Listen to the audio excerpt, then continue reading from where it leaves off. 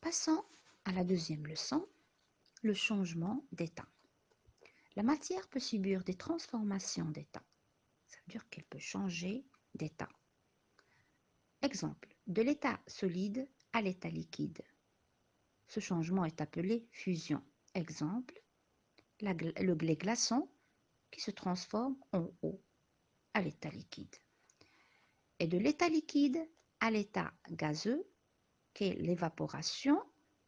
Exemple, l'eau qui s'évapore et devient vapeur d'eau.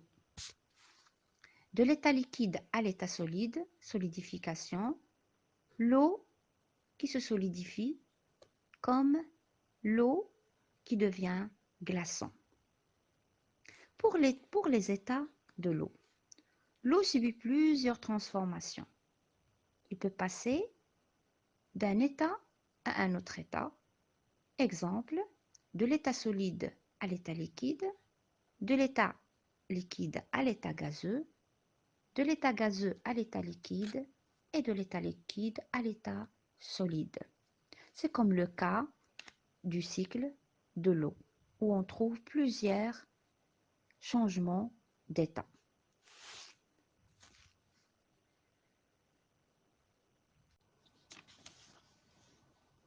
Toujours dans la leçon de l'eau et la nature. Passons au cycle d'eau, ou le devenir d'une goutte d'eau.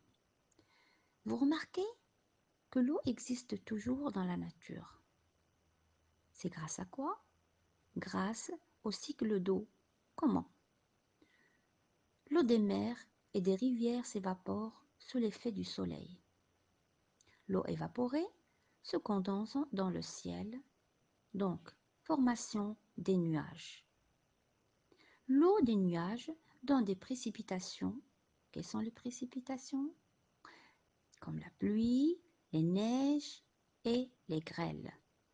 Puis s'infiltre dans la terre et remplit les lacs, les rivières pour retourner aux océans. Et le cycle recommence. C'est comme ça qu'on a appelé un cycle, parce qu'on revient au point de départ. Maintenant, comment conserver cette source précieuse? Bien sûr, ne pas gaspiller l'eau en le laissant couler inutilement, réduire la consommation des eaux pour les lavages, utiliser des seaux. Il y a plusieurs méthodes pour protéger et préserver l'eau.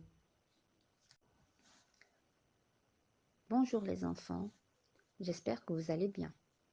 Je suis là pour vous faire une révision des leçons de ce mi-semestre.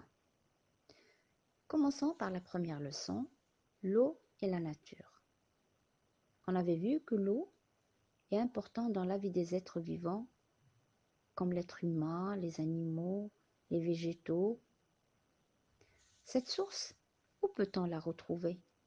On avait dit qu'on peut la retrouver dans les mers, les cours d'eau, les rivières et les eaux souterraines.